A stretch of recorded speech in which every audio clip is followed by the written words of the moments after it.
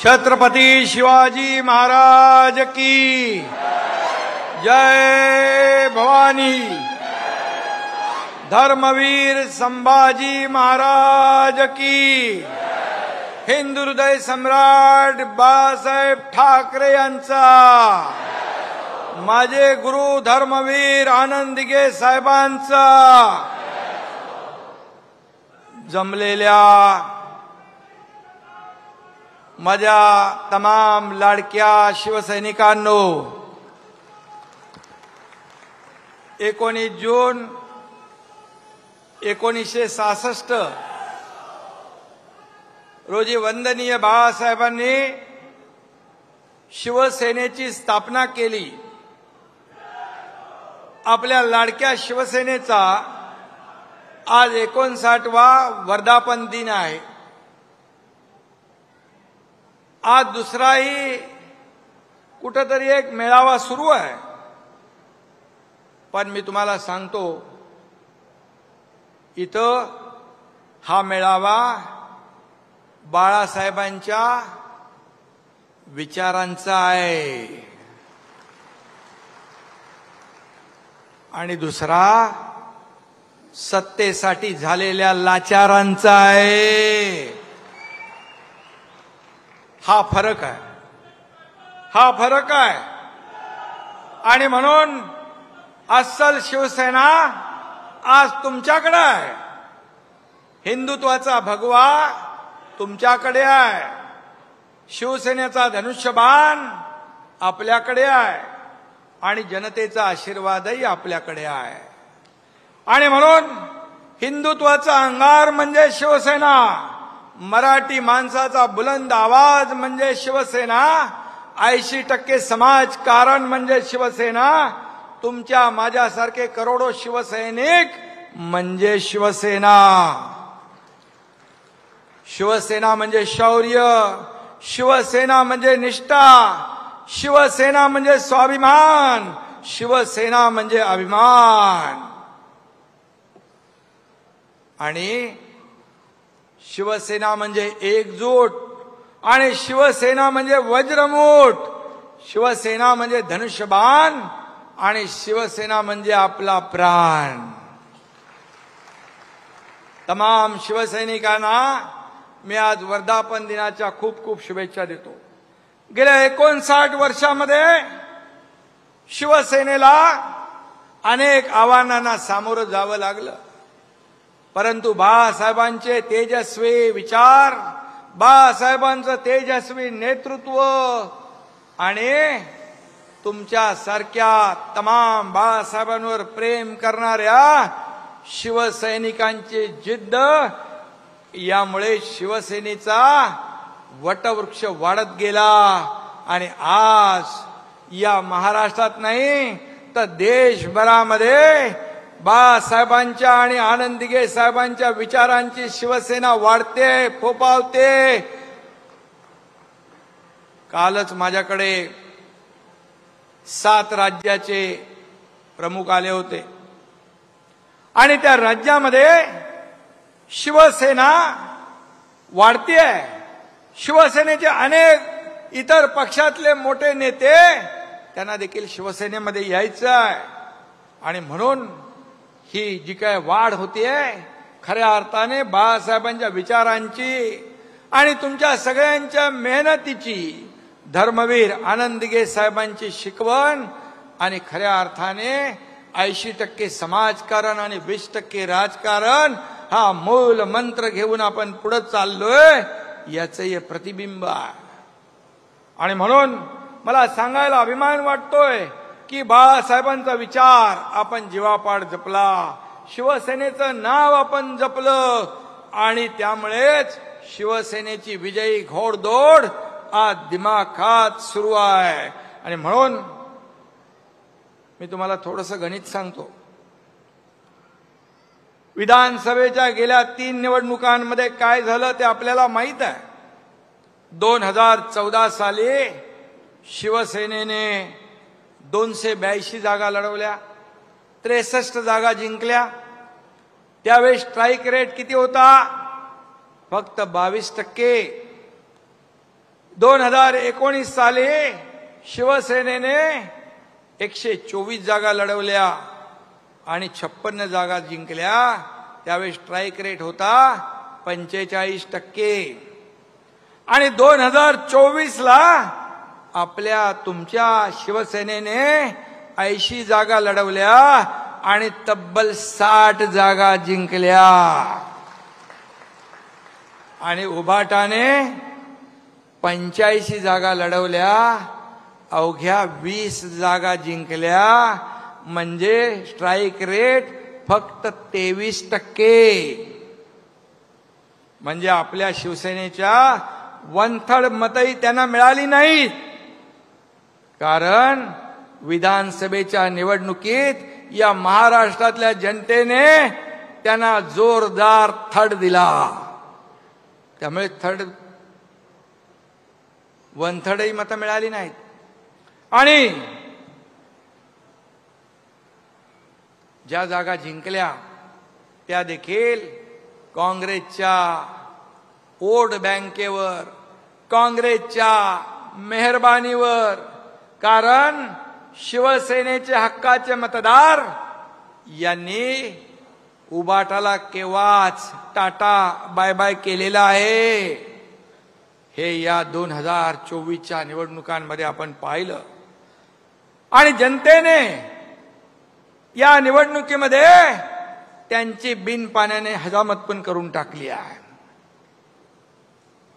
आणि म्हणून आपल्याकडे आत्मविश्वास आहे, त्यांच्याकडे अहंकार आहे। आत्मविश्वास आपल्याला यशाकडे नेतोय, अहंकार त्यांना विनाशाकडे नेतोय। आणि म्हणून अहंकारी लोकांचा फणा 2024च्या निवडणुकीत या ठिकाणी जनतेनेच या ठिकाणी ठेचण्याचं काम केलंय। हे आपल्या समोर आपण याचे साक्षीदार, महाराष्ट्र याचा साक्षीदार आहे।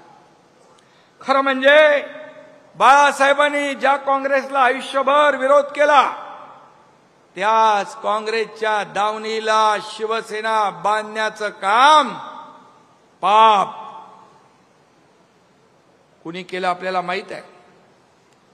आणि त्याचबरोबर सत्तेसाठी लाचारी पत्करण्याचं काम कुणी केलं तेही आपल्याला माहित आहे। सत्तेसाठी लाचारी पत्करली आणि कमरेचं डोक्याला गुंडाळलं। ही अशी परिस्थिती निर्माण ज्यांनी केली त्यांना 2019 ला शिवसेनेच्या मतदारांशी विश्वासघात त्यांनी केला। बाळासाहेबांचा विश्वासघात त्यांनी केला, बाळासाहेबांच्या विचारांचा विश्वासघात त्यांनी केला, मराठी माणसाचाही विश्वासघात केला, हिंदुत्वाचाही विश्वासघात केला। अशा विश्वासघातकी माणूस या महाराष्ट्राने कधी पाहिला नाही। सरडाही रंग बदलतो, पण इतक्या वेगाने रंग बदलणारा सरडा देखील या महाराष्ट्राने पाहिला। हे मी म्हणत नाही, त्यांचेच लोक म्हणतायत, त्यांचे सगळे सोयरे भाऊ बनकी तेच सांगतायत, हे मी नाही सांगत आहे। आणि म्हणून मी एवढंच सांगेन, मुख्यमंत्री पदासाठी झाले लाचार ते काय होणार? बाळासाहेबांचे वारसदार। अरे बाळासाहेबांनी सत्तेच्या खुर्चीला लाथ मारली पण विचार सोडले नाहीत। आणि म्हणून या ठिकाणी बाळासाहेबांनी हिंदुत्वासाठी मतदानाचा अधिकार देखील गमावला, परंतु हिंदुत्व सोडलं नाही। आणि त्यांच्याच नावाने या ठिकाणी वारसदार म्हणणारे सत्तेसाठी त्यांनी लाचारी पत्करली। हा महाराष्ट्र याला साक्षीदार आहे। आणि म्हणून बाळासाहेब असते तर मला सांगा, या खुर्चीसाठी लाचार झालेल्या लोकांना उलट टांगून खालून मिरचीची धुरी दिली असती की नाही?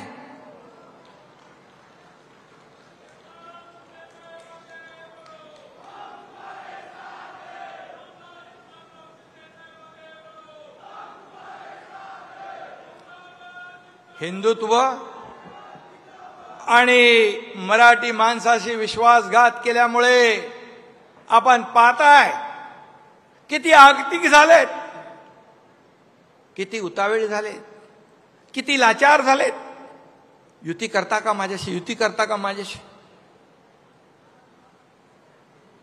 माणसाचे दिवस, माणसाची परिस्थिती कधी बदलेल हे सांगू शकत नाही. परंतु जेव्हा सत्तेमध्ये असतो आपण त्यावेळेस सगळ्याला कसपटा समान समजणारे आज त्यांची काय अवस्था झाली आहे. कशामुळे? बाळासाहेबांचा विचार सोडल्यामुळे, सत्तेचा मोह आणि सत्तेसाठी लाचारी केल्यामुळे ही परिस्थिती झाली आहे. पण मी आपल्याला सांगतो, मगाशी गुलाबराव म्हणाले की आपण एक विचारधारा घेऊन पुढे गेलोय. आपल्या शरीरातला रक्ताचा शेवटचा थेंब असेपर्यंत हिंदुत्वाशी कधी प्रतारणा होणार नाही.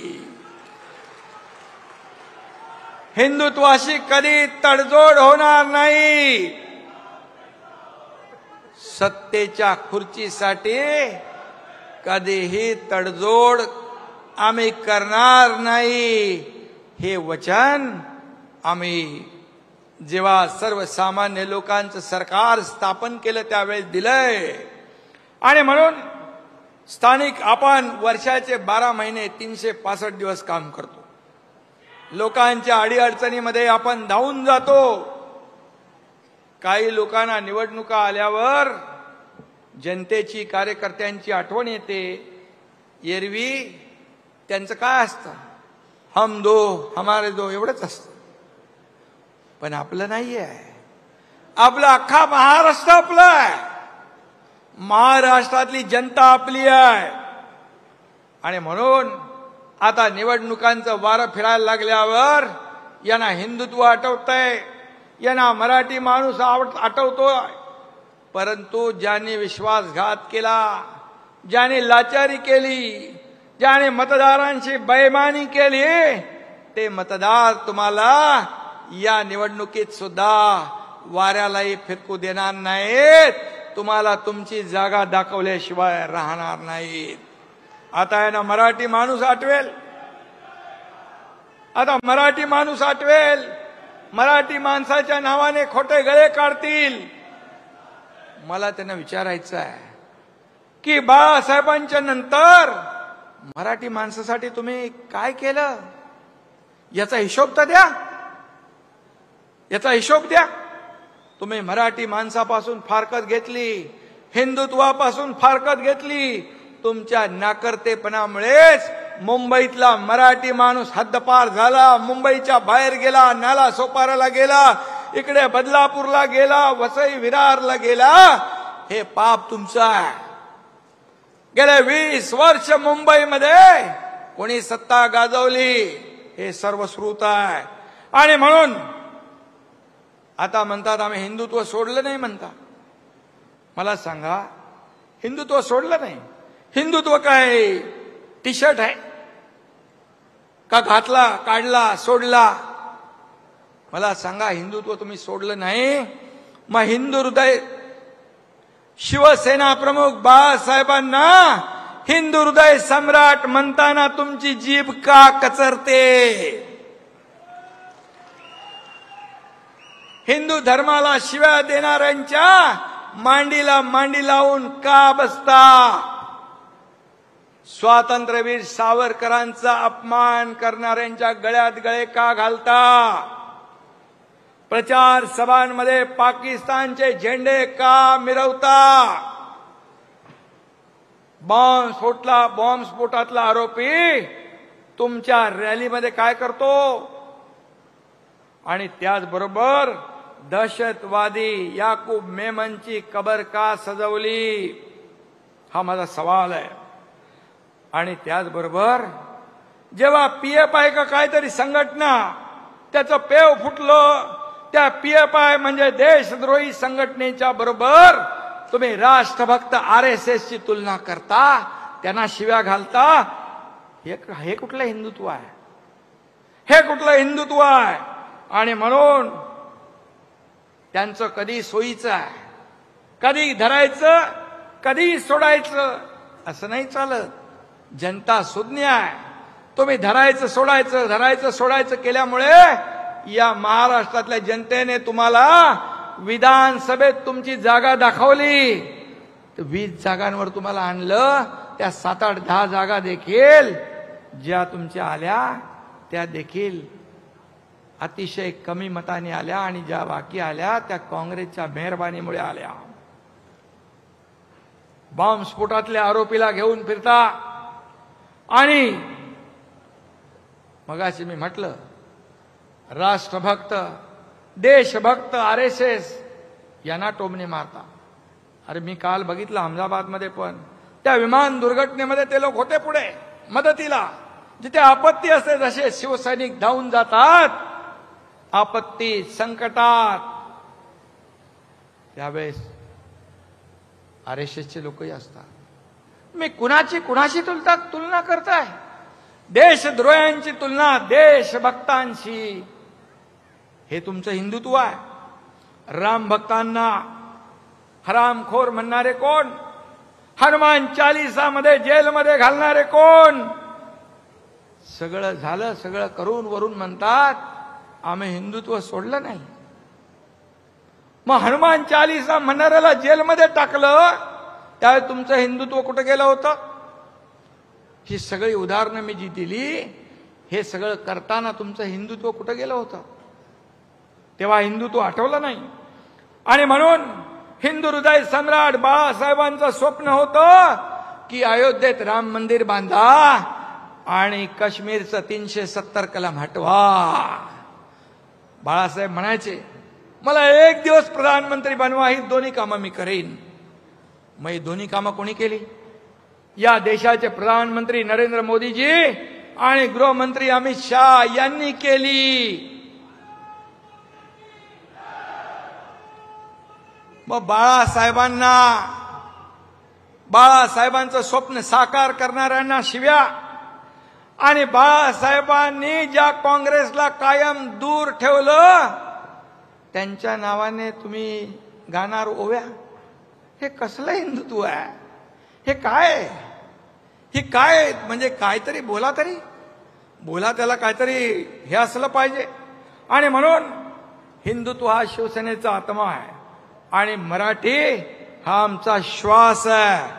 राजकारण आणि मतांसाठी कधी आम्ही हिंदुत्व सोडणार नाही, कधी मराठीला अंतर देणार नाही.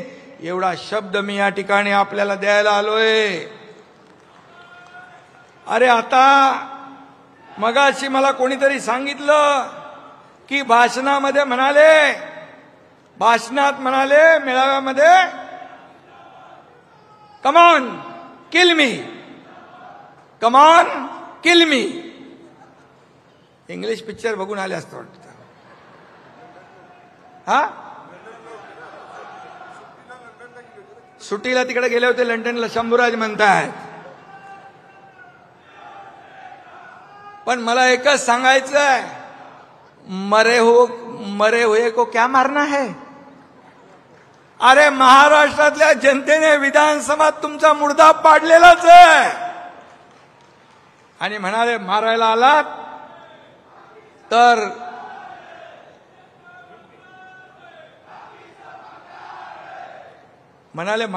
अँब्युलन्स घेऊन या. आता काय बोलायचं? अँब्युलन्स घेऊन या, अँब्युलन्स मधून परत जाल म्हणजे तुम्हाला आम्ही फटके देऊ, तुम्ही परत जाल. पण नुसताच करून शोर मनगटात येत नाही जोर. हे लक्षात ठेवा. वाघाचं कातड पांघरून लांडगा वाघ होत नाही. त्याला शेर का कलेजा लगता है आणि मनगटात जोर लागतो. नुसता तोंडाच्या वापा सोडून चालत नाही, त्याला मनगटात ताकद लागते. आणि तोंडात दम असून चालत नाही तर मनगटात दम लागतो. तो या माझ्या शिवसैनिकांमध्ये आहे. आमच्या नादाला लागू नका तुम्ही.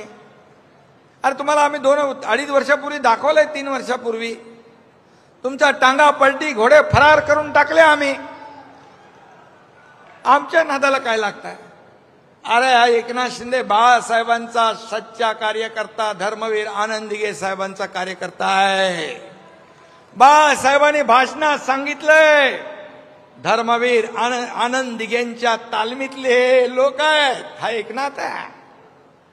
अरे आमच्या नादाला कशाला लागतं? आम्ही कोणाच्या नादाला लागत नाही.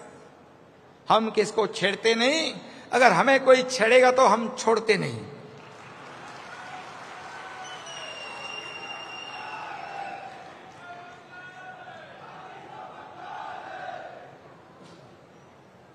जाऊ द्या, त्या भंगाराची तरी कशाला अपमान करताय?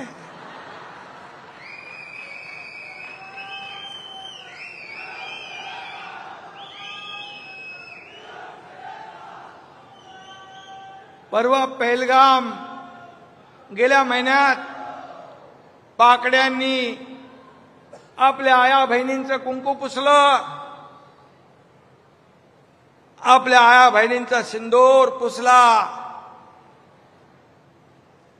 मराठी बहिणी, इतर जातीच्या बहिणी होत्या, डोळ्यात देखत त्यांच्या कर्त्या पुरुषाला गोळ्या घालण्याचं पाप पाकड्यांनी केलं.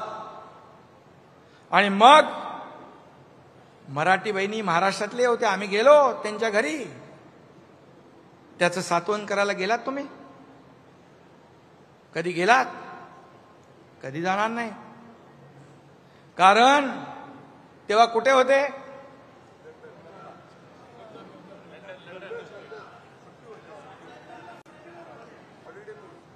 सुट्टी होती. तेव्हा कुठं गेलं होतं तुमचं देशप्रेम? तेव्हा कुठं गेलं होतं तुमचं मराठी प्रेम? कुठं गेलं होतं बहिणींवरचं प्रेम? ऑपरेशन सिंदूर झालं, दहशतवाद्यांचे अड्डे भारतीय लष्कराने उद्ध्वस्त केले. फक्त 20 मिनिटात हवाई दलाच्या विमानाने 20 मिनिटात पाकिस्तानची चरबी उतरून टाकली. हमारी फौज ने और मोदी जी ने पाकिस्तान के घमंड को तोड़ा है. ओ पाकिस्तान, ये कांग्रेस का हाथ नहीं, ये मोदी जी का हातोड़ा है. लक्षात ठेवा. आता पूर्वीचे दिवस गेले. मगाशी श्रीकांतनी सांगितलं की किती हमले झाले तरी सुद्धा कधीही भारत सरकारने यापूर्वीच्या 2014 पूर्वीच्या कधी ऍक्शनला रिॲक्शन दिली नव्हती. पण ह्या देशाचे प्रधानमंत्री म्हणाले, अब गोली का जवाब तो गोले से देंगे, ईंट का जवाब पत्थर से देंगे और दुश्मन के घर में घुस के मारेंगे. ही बोलायची हिम्मत कुठल्या प्रधानमंत्र्यांनी दाखवली मला सांगा? किती? आणि राहुल गांधी, काँग्रेस अशा प्रधानमंत्र्यांचा एकेरी उल्लेख करतात, त्यांच्यावर आणि लष्करावर अविश्वास दाखवतात. आपल्या लष्करावर, आपल्या प्रधानमंत्र्यावर त्यांना विश्वास नाही. त्यांना पाकिस्तानच्या अध्यक्षावर विश्वास आहे. आणि मला नाही एक, आणि त्याचबरोबर मला नाही, संपूर्ण 140 कोटी जनतेला ऑपरेशन सिंदूर बद्दल अभिमान आहे. आपल्या लष्करी सेनेबद्दल अभिमान आहे. या देशाच्या प्रधानमंत्र्यांच्या बद्दल पण अभिमान आहे. बाळासाहेब असते तर मुक्त कंठाने त्यांना शाबासकी दिली असती. परंतु शाबासकी जाऊ द्या, ही कद्रू माणसं आरोपाशिवाय करणार काय दुसरं? आणि म्हणून भारताने पराक्रम गाजवल्यानंतर काँग्रेसच्या राहुल गांधींना आणि या बाकी उबाटा विबाटाच्या चमच्यांना प्रश्न पडलाय, किती विमानं पडली, किती मिसाईल पडले, किती ड्रोनचं नुकसान झालं, किती नुकसान झालं. अरे भारतीय लष्कराच्या पराक्रमावर शंका घेताय. भारतीय लष्कराने पाकिस्तानला धडा शिकवण्याचं काम केलं आणि आपण टार्गेटेड हल्ला केला, प्रिसाइज अटॅक केला. आपण फक्त आतंकवादी अड्डे उद्ध्वस्त केले, आपण कुठल्याही सामान्य नागरिकाला मारलं नाही. मग तुम्ही पाकिस्तानच्या लष्कर प्रमुखांवर विश्वास दाखवताय. हा खरं म्हणजे देशद्रोहापेक्षा हा त्याच्यापेक्षा देखील छोटा गुन्हा नाही. खरं म्हणजे हा एक प्रकारचा देशद्रोहच आहे. आपल्या लष्करावर अविश्वास दाखवणं हा एक प्रकारचा देशद्रोह आहे. कसले हिशोब मागताय? अरे 26/11 मध्ये जे लोक मेले बॉम्बस्फोटमध्ये, साखळी बॉम्बस्फोटमध्ये जे लोक आपले निरपराध लोक मेले, त्यांच्याबद्दल कधी विचारणा केली? गेल्या अनेक वर्षात सामान्य निरपराध 20,000 लोक मारले गेले. सीमेवर लढणारे सैनिक लष्करातले 6,500 मारले गेले. जवान त्यांच्या मृत्यूचा हिशोब मागताय? त्यांच्या मृत्यूचा हिशोब मागताय? तो नाही मागत. तुम्ही किती नुकसान झालं हे सांगा. अरे ज्याने जीवाची बाजी लावून हे काम केलं, पराक्रम केला, त्यांना शाबासकी द्यायचं सोडून तुम्ही त्यांच्यावर शंका उत्पन्न करताय, अविश्वास व्यक्त करताय. मी तर म्हणेन तुम्ही भारतीय आहात की पाकिस्तानचे एजंट आहात असं म्हटलं तर वावगं ठरणार नाही. पाकिस्तानची बोली तुम्ही बोलताय. तुम्हाला काय निशाने पाकिस्तान किताब मिळवायचंय? निशाने पाकिस्तान, पाकिस्तानची बोली बोलताय देशात राहून, आणि तुमच्या वक्तव्याचा वापर करून पाकिस्तान देशाची बदनामी जगभरात करतेय. मग ते राहुल गांधी असतील नाही तर आणखी कोणी असतील.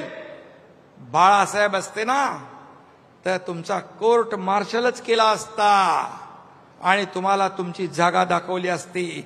इथं मी सांगतो आपल्याला, इथं जे वक्तव्य करतात ते पाकिस्तानमध्ये पाकिस्तानचे लोक दाखवतात, जगाला दाखवतात की हे बघा तुमच्या देशातलेच लोक काय म्हणतात.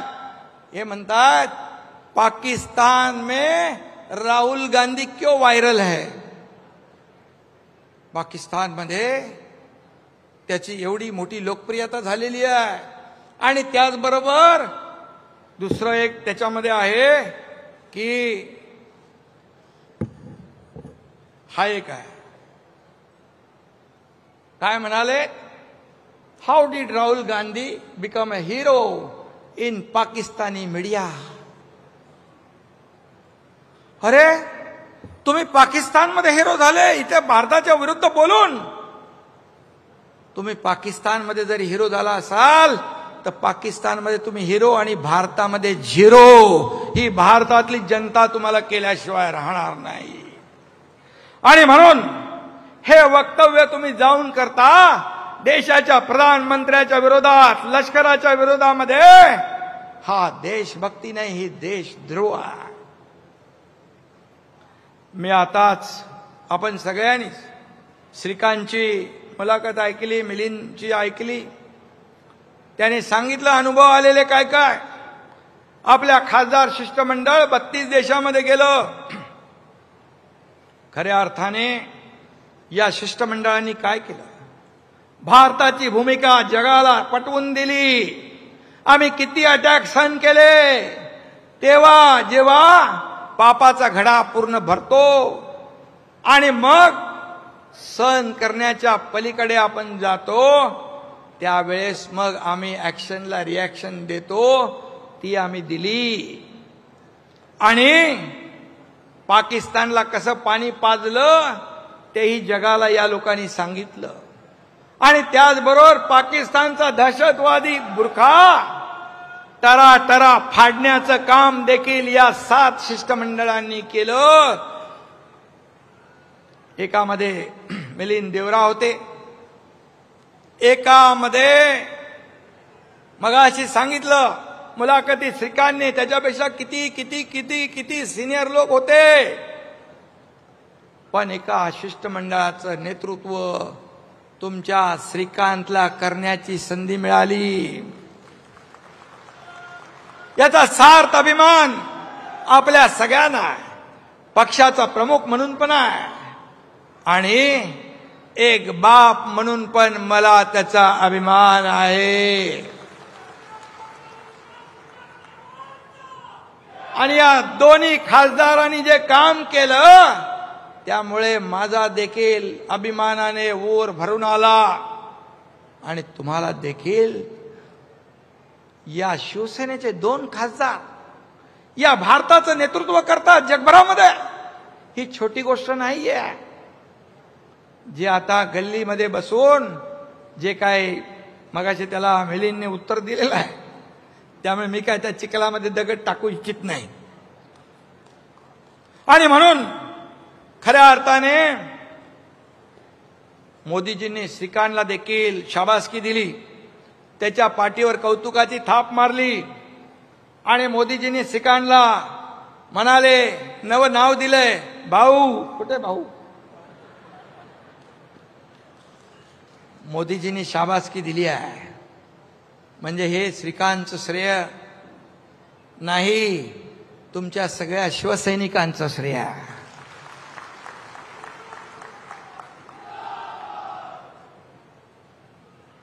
आणि म्हणून हे 2 खासदार आपले या भारताचं नेतृत्व जगभरामध्ये करण्याची संधी मोदीजींनी दिली. आणि त्यामुळे मी मोदीजींचं पण अभिनंदन करतो, त्यांना मनापासून धन्यवाद देतो. आणि खासदार मिलिंद देवरा यांचंही अभिनंदन करतो आणि खासदार डॉक्टर श्रीकांत शिंदे यांचंही मी मनापासून अभिनंदन करतो.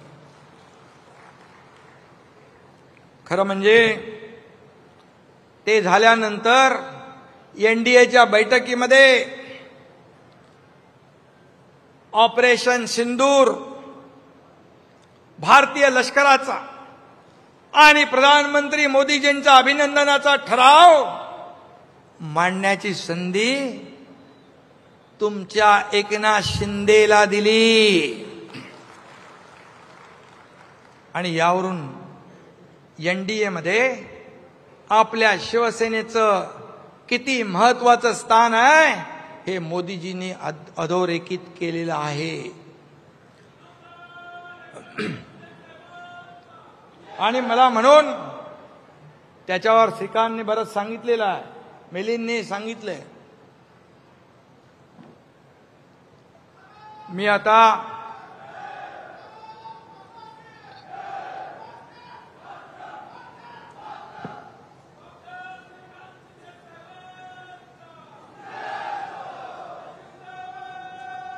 श्रीकांत शिंदे याचं शिष्टमंडळामध्ये गेल्यानंतर एक नवं रूप देखील आपल्या सगळ्यांना पाहायला मिळालं. शेवटी दिलेली जबाबदारी चोख बजावणं, प्रेशर होता, स्ट्रेस होता, एवढा सगळी मोठी जबाबदारी होती. पण मी त्याला सांगायचो काही टेन्शन घेऊ नको, अरे तुझ्या बापाने तर हे चालू सरकार पाडून टाकलंय, त्यामुळे तू टेन्शन घेऊ नको. आणि मिलिंद तसा हुशार आहे, पहिला मंत्री राहिलेला आहे तो. त्यामुळे हे 2 आपले हिरे आहेत. आणि त्याने आपल्या शिवसेनेचं, महाराष्ट्राचं, देशाचं नाव उज्ज्वल केलेलं आहे. आता मला सांगा, आता हा विषय आपण बाजूला ठेवूया. आता मला सांगा, शेतकरी बळीराजा काय म्हणतो? एरे एरे पावसा कशासाठी? शेतीसाठी. चांगली शेती उगायला पाहिजे, शेतकरी समृद्ध झाला पाहिजे, राज्य समृद्ध झालं पाहिजे. पण आता उबाटा काय म्हणतो? एरे एरे पैसा. कारण तोच त्यांचा जगण्याचा एकमेव मंत्र आहे. मला बोलायला पाहिजे, कारण ते काय काय विचित्र बोलतात. मी त्यांची भाषा नाही बोलत, परंतु मला बोलता येतं, मला सगळ्या गोष्टी माहीत आहेत. मी डॉक्टर नसलो तर मोठे मोठे ऑपरेशन करून टाकतो.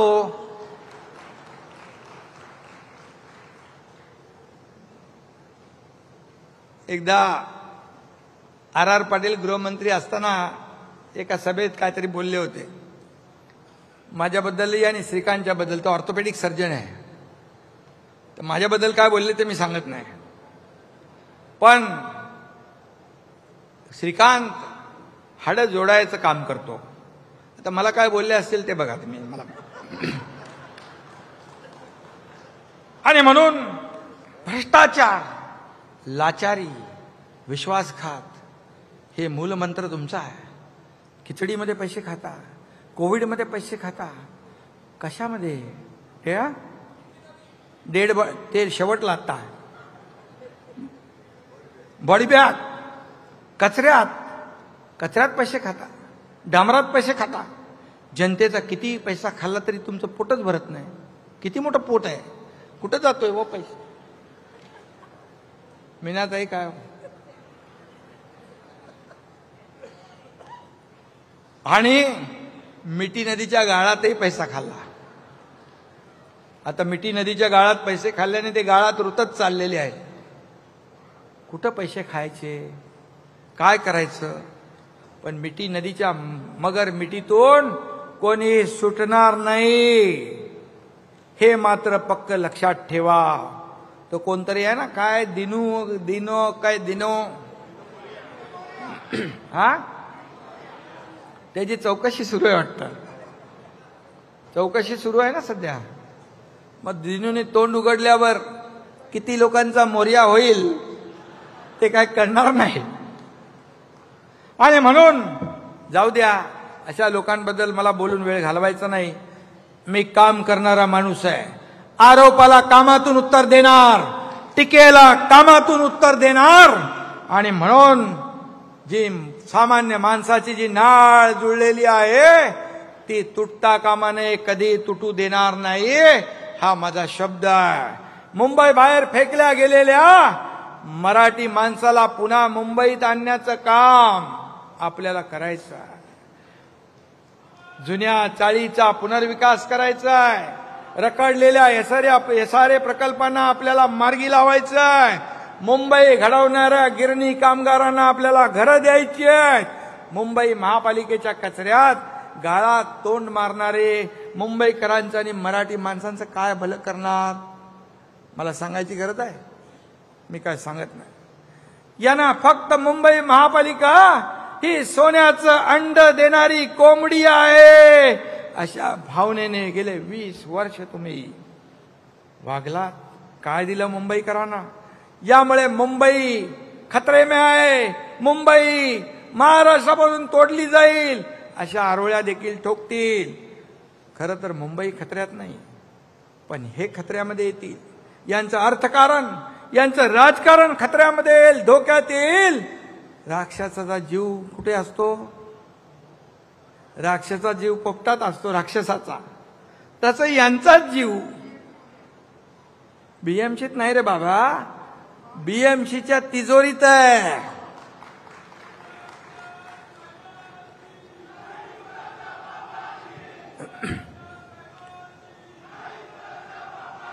सध्या कुणीतरी काहीतरी निवडणुकीचं कॅम्पेन चालवलंय. काय?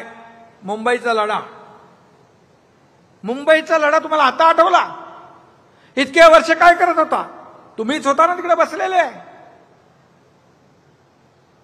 मग मुंबईचा लढा तुम्हाला आता आठवला?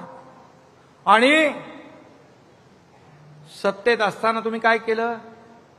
सत्तेत असताना तिजोरी फोडा आणि सत्ता गेल्यावर मुंबईचा लढा.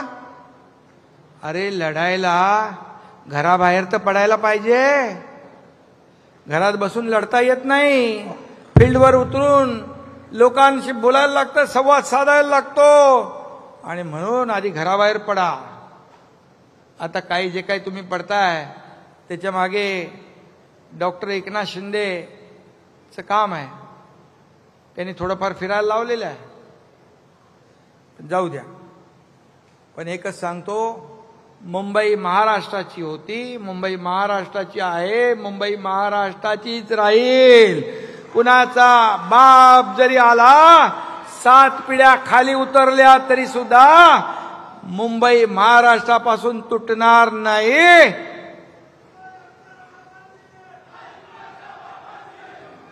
आणि मुंबईचं महत्व तर कमी होणार नाही, मुंबईचं महत्व वाढतंय.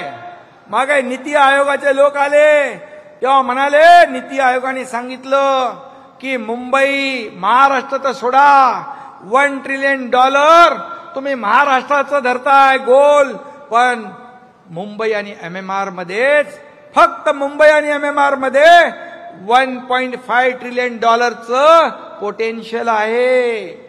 तेव्हा हे म्हणाले, बघा बघा, हे दिल्लीचे लोक आले, हे मुंबईला खेचून न्यायला आले. अरे काहीतरी द्यायला आले ते. आणि म्हणून उलट प्रधानमंत्री नरेंद्र मोदीजींच्या सरकारने दिवसागणिक मुंबईचं महत्व वाढवतायत. गेल्या 3 वर्षात अनेक महत्वाचे निर्णय घेतले. महाबिगाडी सरकारच्या काळात काय होतं? मुंबई ठप्प होती, मुंबई बंद होती, मेट्रो बंद होती. ते घरकोंबडे होते, त्यांनी त्या मेट्रो कारशेड बंद केला होता. अरे 10,000 कोटी रुपये वाढले, याचं कोण उत्तर देणार? हा जनतेचा पैसा कोण भरणार? आणि म्हणून गेल्या 3 वर्षामध्ये coastal road, Atal Setu, metro, car shed सगळे प्रकल्प आपण मार्गी लावले. देवेंद्रजींच्या काळात काही प्रकल्प सुरू झाले होते, ते मुख्यमंत्री असताना. हे मुख्यमंत्री झाले महाविकास आघाडीचे, सगळे स्टे देऊन टाकले, स्पीड ब्रेकर टाकले. हा एकनाथ शिंदे मुख्यमंत्री झाला तेव्हा सगळे स्पीड ब्रेकर हटवून टाकले आणि पुन्हा विकासाला चालना दिली. आणि म्हणून मी सांगतो, मुंबईमध्ये खड्ड्याचा प्रवास इतके वर्ष कोणी केला? इतके लोक ऍक्सिडेंटमध्ये मेले, त्याला जबाबदार कोण? मी मुख्यमंत्री झाल्यानंतर मी आणि देवेंद्रजींनी मिळून त्या आयुक्तांना बोलवून सांगितलं, मुंबईचे सगळे रस्ते कॉन्क्रीटचे करा. बोले काय प्रॉब्लेम आहे का? बोले काही प्रॉब्लेम नाही, दरवर्षी आम्ही 50 किलोमीटर करतो. 50 किलोमीटर करणं काही नियम आहे? बोले नाही. मग 2 टप्प्यामध्ये पूर्ण मुंबईचं कॉन्क्रिटायझेशन करण्याचा निर्णय घेतला आणि 1 टप्पा जवळपास आता पूर्ण होतोय. पुढच्या 1.5-2 वर्षात मुंबई खड्डे मुक्त होईल, सगळे रस्ते कॉन्क्रीटचे होतील. का नाही केलं तुम्ही? का दरवर्षी त्या खड्ड्यामधून रिपेअरिंग करून डांबरातून पांढरं करायचं, पांढऱ्यातून काळं करायचं, खड्ड्यातून पैसे खायचे, खड्ड्यात लोकांना घालायचं आणि लोकांना मारायचं? हे पाप तुम्ही केलं. मुंबईतल्या STP, मुंबईमधल्या STP 25 वर्ष तुम्ही करू शकले नाही. हे सगळं घाण, दुर्गंधी, प्रदूषण असंच समुद्रात सोडत होते. आपलं सरकार आल्यानंतर STPच्या कामाला आपण चालना दिली. STP आता कार्यान्वित होतील आणि हे जे काही पाणी दिसतंय समुद्राचं, हे आता काळं आहे, पण ते निळं झाल्याशिवाय राहणार नाही. कारण आपण ते काम 25 वर्ष झालं नाही, ते आपण केलं. केंद्र सरकारच्या मदतीने अनेक प्रकल्प आपण पूर्ण करतोय. मुंबईला ग्लोबल फिनटेक हब आपण करतोय. परवाच मुख्यमंत्र्यांच्या उपस्थितीत 5 इंटरनॅशनल युनिव्हर्सिटी सोबत करार झाले. MMR एज्युकेशन हब होणार, MMR ग्रोथ इंजिन होणार. हे महाराष्ट्र हे देशाचं ग्रोथ इंजिन आहे. विकासाला चालना देण्याचं काम होत आहे. नवी मुंबईचे एअरपोर्ट आपण करतोय, झालंय, आता त्याचं उद्घाटन होईल. वाढवणला देशातलं सगळ्यात मोठं बंदर होत आहे. तिथे देखील आपण विमानतळ एअरपोर्ट करतोय. हे विकास, air connectivity, rail connectivity, road connectivity, water connectivity, हे सगळं असेल तेव्हा राज्य पुढे जातं. आणि म्हणून इन्फ्रास्ट्रक्चरवर जास्त जोर ज्या देशाचा, राज्याचा असतो त्या राज्याचा विकास वेगाने होत असतो. आणि म्हणून गेल्या 3 वर्षात इतकी कामं आपण केली, विकासाला चालना दिली, लोकाभिमुख कल्याणकारी योजना आपण केल्या. आणि म्हणून मुंबईचं आंतरराष्ट्रीय दर्जावर, आंतरराष्ट्रीय स्तरावर महत्व पुढच्या 2-4 वर्षात वाढल्याशिवाय राहणार नाही. हा एकनाथ शिंदेची कमिटमेंट आहे. आणि एकनाथ शिंदे एकदा कमिटमेंट करतो ती पूर्ण करतो. आणि म्हणून स्थगिती सरकार बदलून प्रगती सरकार आपण आणलं. No reason, on the spot decision करणारं आपलं सरकार आहे. आपल्याला कारण दाखवा नाही, मी अधिकाऱ्यांना सांगतो, काम होणार नाही हे सांगायला अक्कल लागत नाही, स्किल लागत नाही. न होणारं काम नियमामध्ये बसून, कायद्यामध्ये बसवून करायला स्किल लागतं. असे अधिकारी आम्हाला पाहिजेत. म्हणून माझ्या 2.5 वर्षाच्या काळामध्ये जे काम केलं ते आपण पाहिलंय. जीवाची पर्वा न करता पूर्ण राज्यभर फिरलो, लोकांच्या, सर्वसामान्यांच्या मदतीला धावलो. आजही मला अनुभव येतोय. लोक रस्त्याच्या दुतर्फा असतात उभे, सभेत असतात, गच्चीवर असतात, टेरेसवर असतात, घरात असतात, सगळीकडे उभे असतात. भर उन्हात तानात उभे असतात. कोणाला पडलीये, कशाला? पण जे काय काम केलं त्याची आठवण लोकांनी ठेवली आहे. हे माझं भाग्य आहे. आणि सगळ्या पदांपेक्षा या लाडक्या बहिणींचा लाडका भाऊ हे मोठं पद मला मिळालं. आणि म्हणून सांगतो तुम्हाला, कोणी किती अफवा पसरवल्या, लाडकी बहीण योजना बंद होईल, पण मी सांगतो ही कोणी किती अफवा पसरवल्या, खोट्या काय काय म्हणाले, काही प्रयत्न केले तरी सुद्धा लाडकी बहीण योजना कधी बंद होणार नाही.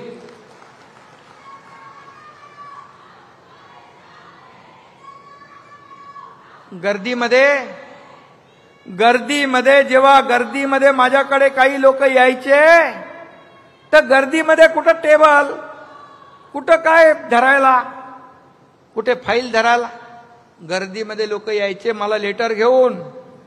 लोकांच्याच पाठीवर फाईल ठेवून सही करणारा, जगाच्या पाठीवरचा पहिला मुख्यमंत्री होण्याचा मान देखील मला मिळाला. बोले सही कुठं करायची, तो लेटरवाला होता, त्याच्या बाजूचा माणूस पाठ करून उभा राहायचा आणि त्याच्यावर मी ते लेटर ठेवायचो आणि सही करून टाकायचो. मुख्यमंत्री सहायता निधी महाविकास आघाडीमध्ये 2.5 कोटी दिले होते. या एकनाथ शिंदेच्या काळात 360 कोटी दिले. हजारो लोकांचा जीव वाचवला. आणि म्हणून मी आपल्याला एवढं सांगतो, लाडके शेतकरी आहेत, लाडके वारकरी आहेत. लाडक्या वारकऱ्यांच्या दिंडीचं 20,000 रुपये अनुदान आपणच चालू केलं. आता काही लोक म्हणत होते मिळणार नाही, पण मी लगेच GR काढायला लावला. संजय शिरसाट आहे, ताबडतोब पोचले, पैसे पोचले ना, ठीक. आणि म्हणून आपण लाडकी लखपती योजना केली, उच्च शिक्षण मोफत केलं मुलींचं. आणि हे सगळं करत असताना या ठिकाणी आपण महाराष्ट्राला इन्फ्रास्ट्रक्चरच्या कामात महाराष्ट्राला किती सांगू, नंबर 1 केलं. स्टार्टअप मध्ये महाराष्ट्राला नंबर 1 केलं. GDP मध्ये महाराष्ट्र नंबर 1, FDI मध्ये नंबर 1, एक्सपोर्ट मध्ये महाराष्ट्र नंबर 1, स्वच्छतेत नंबर 1, कल्याणकारी योजनांमध्ये नंबर 1. किती लिहू. आणि कमीत कमी वेळेमध्ये जास्त काम करण्याचा विक्रम आपल्या महायुती सरकारने केला. बाळासाहेबांचं, दिघे साहेबांचं स्वप्न होतं सामान्य शिवसैनिक सत्तेवर बसावा आणि त्यानं स्वप्नातला महाराष्ट्र घडवावा. मी त्याला निमित्त ठरलो, हे मी माझं भाग्य समजतो. हा बाळासाहेब आणि दिघे साहेबांचा आशीर्वाद पाठीशी होता. देशाचे प्रधानमंत्री नरेंद्र मोदीजी आणि गृहमंत्री अमित शहा यांचा भक्कम पाठिंबा होता. आणि तुमच्या सगळ्यांचे आशीर्वाद आणि माझ्यासोबत आलेले 50 आमदार खासदार या सगळ्यांचं श्रेय होतं. आणि म्हणून तमाम जनतेचं प्रेम या कामातून आपण मिळवलंय. आणि म्हणून एवढी कामं केली आपण, एवढी विकास कामं केली, लोकाभिमुख कल्याणकारी योजना केल्या की त्यामुळे झालेल्या विधानसभेच्या निवडणुकीमध्ये आतापर्यंतच्या महाराष्ट्राच्या इतिहासामध्ये 232 जागांचं लँडस्लाइड मॅन्डेट आपल्याला मिळालं.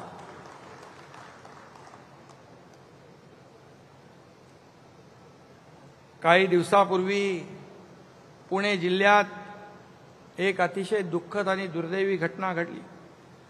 सासरच्या छळाला कंटाळून आपल्या एका बहिणीने आपलं जीवन संपवलं. तशी लेक लाडकी असते, तशी बहीण लाडकी असते, तशी सून का वागू शकत नाही आपण?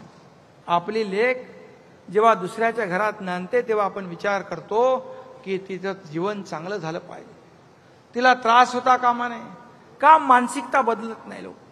आणि म्हणून यासाठी आपल्या सुनांना देखील लेकीसारखं वागवण्याची मानसिकता तयार झाली पाहिजे. आणि म्हणून सुनेचा छळ करणारी वृत्ती हा समाजाला लागलेला कलंक आहे आणि ही वृत्ती ठेचून काढली पाहिजे. आणि त्यासाठी आज आपण एक नवीन अभियान सुरू केलंय. काय? लाडक्या सुनेचं रक्षण हेच शिवसेनेचं वचन.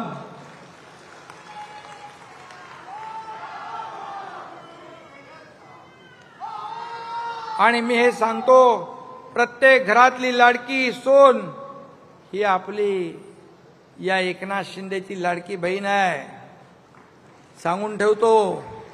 आणि त्यामुळेच आता लाडकी सून हे अभियान आम्ही हाती घेतलंय. यापुढे शिवसेनेच्या शाखा तुमचं हक्काचं आणि जवळचं माहेर असणार आहे. सासरी छळ होणाऱ्यांच्या बहिणींच्या मदतीला आमच्या या रणरागिणी धावून जातील. आणि त्यात पीडित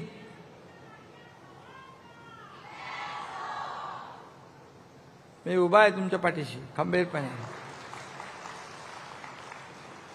आणि म्हणून हे सुरुवात आपण हे धर्मवीर आनंद दिघे साहेब यांनी हे त्यांच्या कार्यकाळात जिथं अन्याय झाला त्याला बरोबर जशा तसं धडा शिकवला. आणि म्हणून या लाडक्या सुनेचं रक्षण हे शिवसेनेचं वचन, हे अभियान आपण धर्मवीर आनंद दिघे साहेब यांच्या आश्रमातून सुरू करतोय. आणि याच्यानंतर आपली सगळी जी काय ती बांधणी ते सगळं होईल. आणि म्हणून मी आता शेवटचं आपल्याला सांगतो, आपण महायुतीत लढलो, महायुतीचा कारभार केलाय. आधी मी सीएम होतो, आता डीसीएम आहे. आता देवेंद्रजी सीएम आहेत. पंतप्रधान मोदीजींच्या नेतृत्वाखाली देश महासत्तेकडे चाललाय. मोदीजींच्या मार्गदर्शनाखाली आमची टीम महाराष्ट्राचा गतिमान विकास करतीये. तो वेग आणखी वाढवायचा आहे. इथून पुढे फक्त विकास, विकास आणि विकासच हा अजेंडा आपला आहे.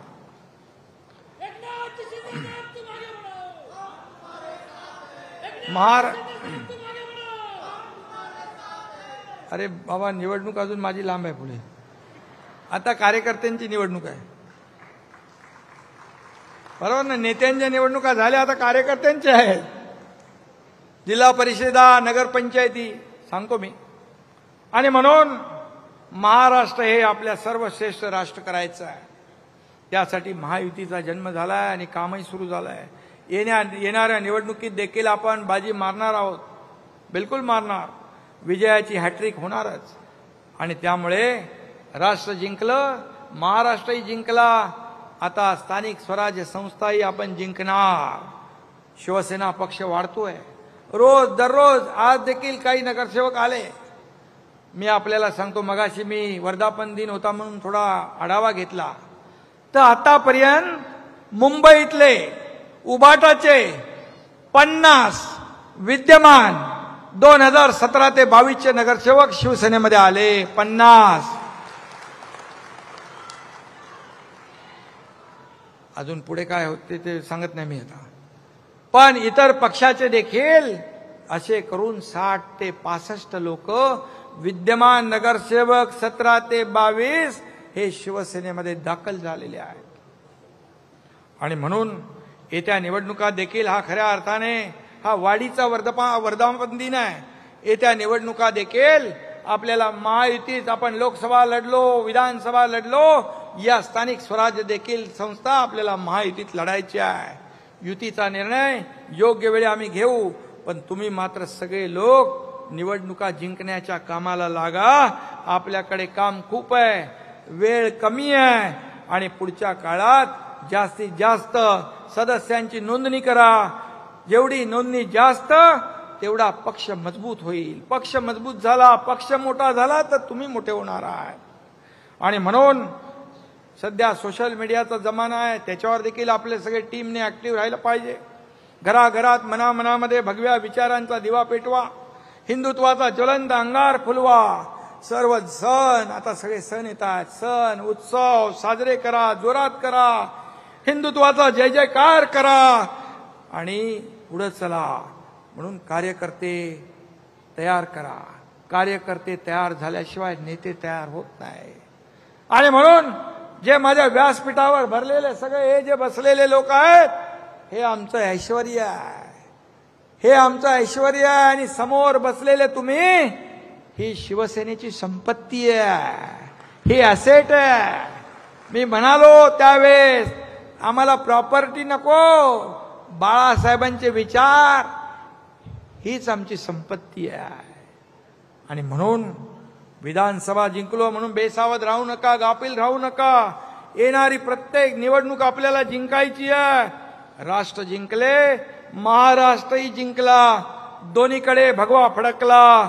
आता मिशन एकच, महापालिकेवर भगवा, जिल्हा परिषदेवर भगवा, नगरपालिकेवर भगवा, पंचायत समित्यांवर भगवा आणि ग्राम पंचायतीवरही भगवा.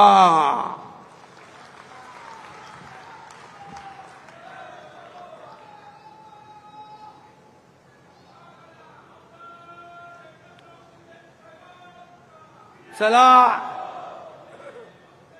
अरे बाबा मुंबई पाहिजे का नाही? चला उठा, व्हा आता सज्ज. मुंबईवर सुद्धा भगव्याचेच राज्य. आणि म्हणून जनात भगवा, मनात भगवा, प्रत्येकाच्या घराघरात भगवा, सळसळणाऱ्या रक्तामधून जिवंत ठेवू उरात भगवा. धन्यवाद. जय हिंद, जय महाराष्ट्र.